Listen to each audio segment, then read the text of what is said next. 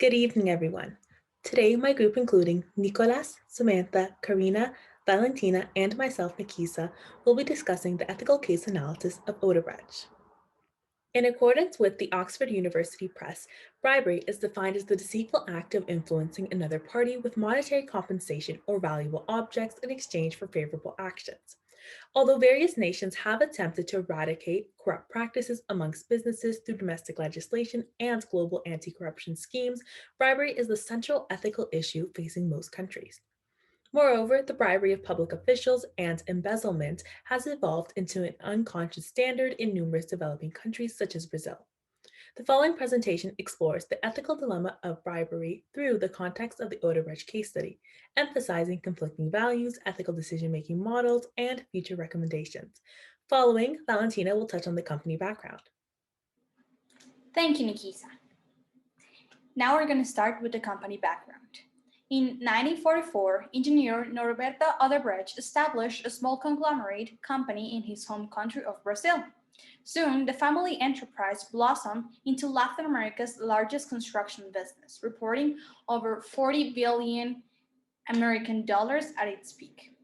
The primary focus of operations is within the construction and engineering industry, specializing in large infrastructure projects functioning around the globe. Nonetheless, as of 2014, Odebrecht was subject to an investigation by the United States Department of Justice after its senior executives publicly acknowledged that the company had engaged in bribery. After the discovery, the company was scrutinized by the Brazilian Federal Police in connection with a large-scale bribery scheme entitled Operation Car Wash, involving oil giant Petróleo Brasileiro, also known as Petrobras. Odebrecht made multiple illegal payments throughout the presidential elections to guarantee awarding contracts involving gas, pipelines, motorways, and hydroelectric dams. As the map shows, these operations were conducted in Latin America, United States, and even some countries in Africa. Now, we'll continue with Karina. The Odebrecht Entrepreneurial Technology is a code of conduct that provides the moral and ethical foundation for the business, which is believed to contribute to the firm's success. However, after the bribery scandal, it was clear that Odebrecht had a discrepancy with the firm's ethical culture. Particularly, the central conflicting values include greed, selfishness, and integrity. As Odebrecht's sole motive was to obtain overpriced contracts, the company received $3.3 billion in ill-gotten benefits, alongside a 360% return on investments. Likewise, by gaining these additional contracts, Odebrecht was responsible for over 155 construction projects, with 45 located in Brazil. The company purposely delayed projects in some sites in order to gain more profit. Some argue Odebrecht blamed the country for not providing enough funding to complete the project. However, if one were to look at the company's point of view, some may see that the illegal bribes were a win-win situation for both parties. To illustrate, the majority of the bribes were destined to support political campaigns. In Mexico, Odebrecht paid $10 million to a senior campaign to aid former President Nieto in exchange for a $135 million contract with an oil company. Even though both situations were unethical, both parties benefited in their own way. Following, as Odebrecht solely cared about how the entity performed in the long run, the firm took advantage of various developing countries, which resulted in these nations struggling economically. Similarly, as Odebrecht targeted Latin American countries, many projects had to be relaunched due to them not being able to pay the nations back after bankruptcy. This led to a slowdown of infrastructure development, making it difficult to reduce the region's sizable infrastructure gap. Furthermore, the Division of Structured Operations, or DSO, a secret platform created only for Odebrecht, managed all bribery payments. With this program, the firm ended up with a competitive advantage, which explained why it had substantial market share growth. While Odebrecht portrayed self-interest rather than societal interest, many argue that it benefited the company itself by gaining more revenue. Even though unethical practices were executed, the company's objective was to gain expensive contracts. As the goal was met, Odebrecht earned roughly $2.4 billion from the bribes. Finally, by paying millions in bribes, integrity was clearly not shown. Although the firm got caught, Odebrecht provided limited information publicly in terms of which works were obtained through the payment of bribes or which authorities received illicit payments. Furthermore, all tracks of money laundering were hidden, clearly indicating that the company wasn't honest with the public and how they obtained such pricey contracts. Moreover, as more than 1,000 people were involved in bribes, several denied working with Odebrecht, such as former Brazilian President Temer. Through in depth studies, it was found that Temer had met with Odebrecht in 2010 to discuss an illegal agreement of $40 million towards his campaigns. However, both parties denied allegations. Conversely, even though the need of accountability is necessary when dealing with an unethical case, Odebrecht had motives for not delivering the critical information to officers. In fact, as the entity contributed highly to political campaigns, the firm wanted to protect countries that were involved in the interference of elections. Similarly, the DSO reduced transaction costs for recipients, which ultimately created long term relationships. In the point of view of Odebrecht, the firm couldn't disclose its loyal business partners. Now, moving on to Samantha. There is no definite explanation as to why the bribes began, but poor leadership skills, lack of ethical conduct, and political and competitive external pressures may have contributed to the problem. For internal pressures, leadership within Odebrecht led the company to its downfall. Upon further investigation by authorities, it was clear that senior figures like Marcelo Odebrecht were involved in the deceitful act. Odebrecht officially reported that incentives started in 2001 to guarantee the winning of profitable contracts within operating countries. The corporation, specifically its leaders, began to manage and create a systematic approach to hide the evidence of these illegal transactions. And by 2006, Odebrecht created the DSO. In the same year, ethical leadership within Odebrecht began to crumble as bribes began to accumulate. Pressure from status positions began to trickle down to several other company divisions, influencing more leaders to become involved within the scandal. Odebrecht values high group loyalty within the firm. Unfortunately, the high degree of loyalty influenced many lower level leaders to follow higher ups' actions, resulting in unethical behavior. As a result, many senior leaders were arrested for unethical conduct due to the company's high loyalty principles influencing said actions. Odebrecht's cultural environment, in specific leadership loyalty and strong work ethics, played a vital role in commencing the bribes.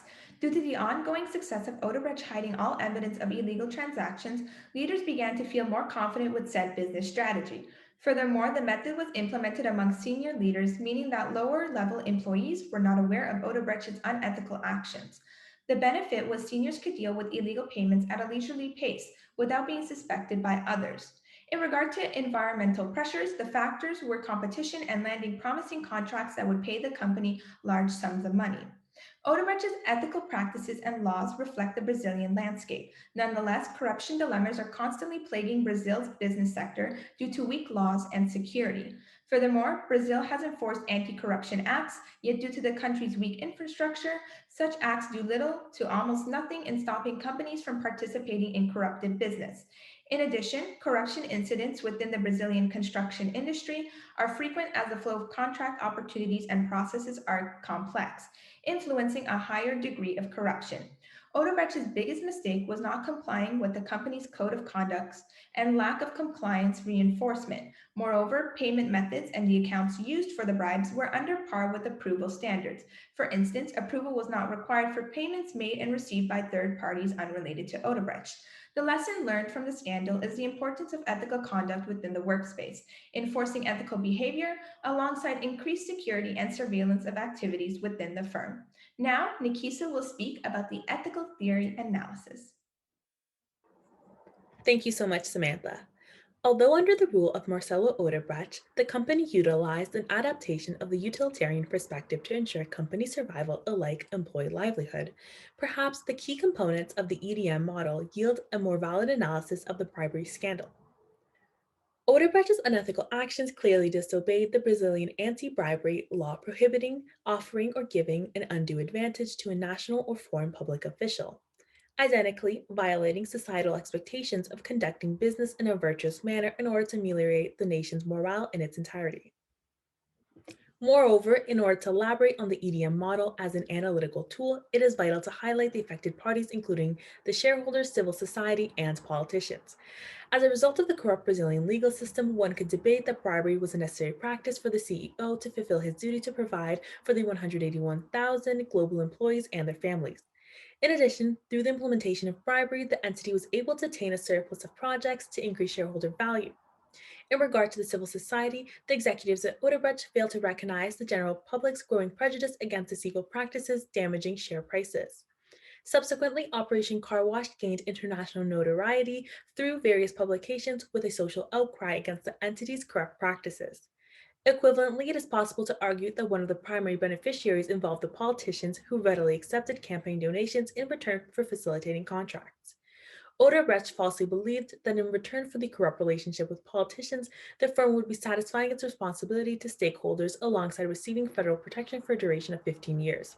Similarly, the governmental figures mistakenly believed the laundered donations would further their political careers.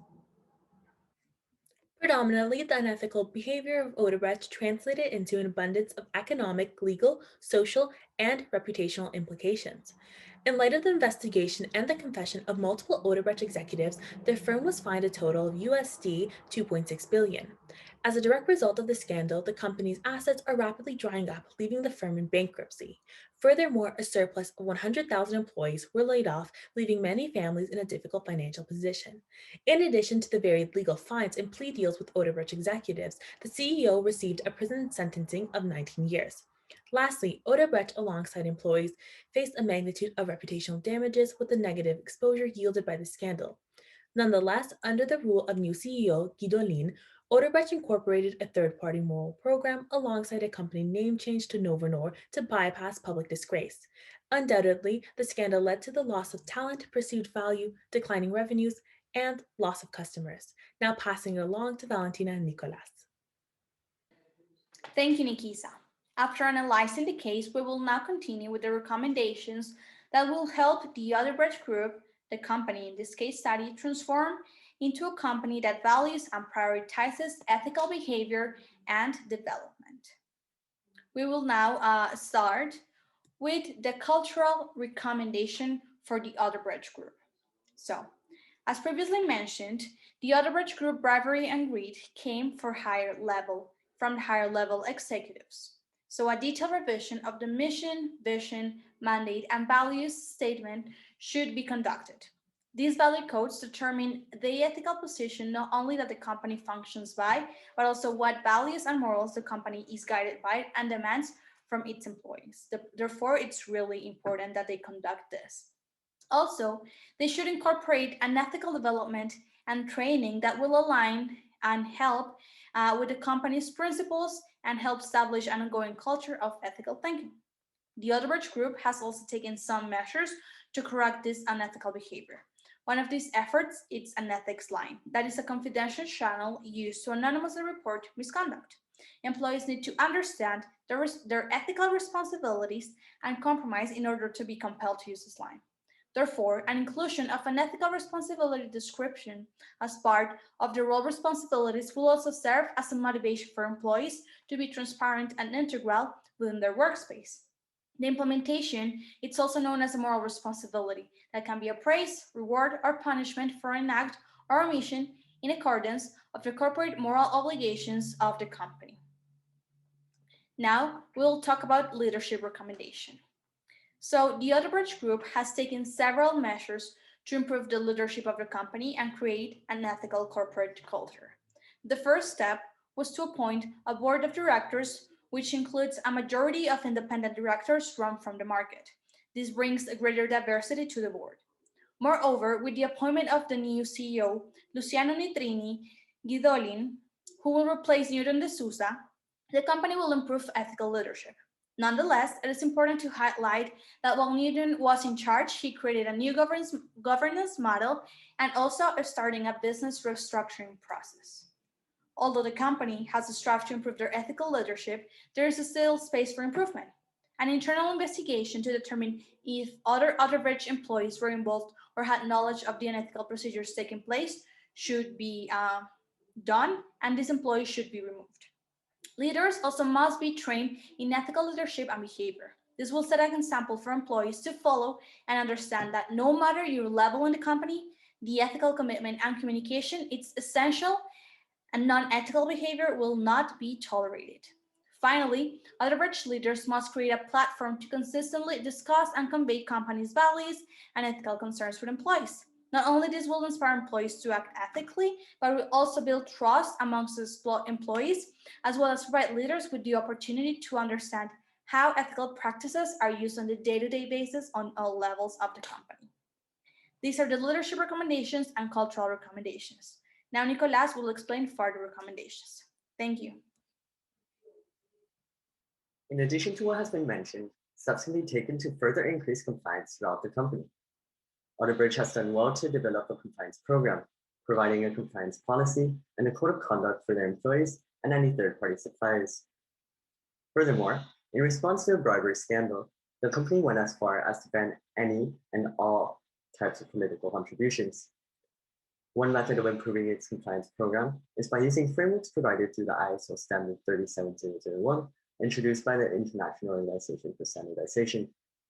This organization and its frameworks set forth guidelines and workshops with the aim of providing guidance for establishing, implementing, maintaining, and improving anti-bribery management systems.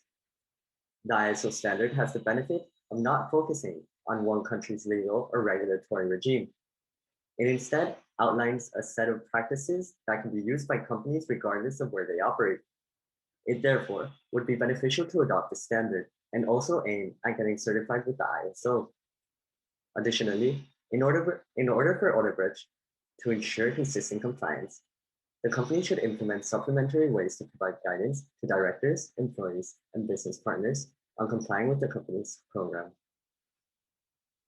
Lastly, with the rise of cancel culture and the fact that 70 to 80% of market value comes from intangible assets, such as brand reputation, it is highly advised for the company to take steps into managing reputation and reputational risk.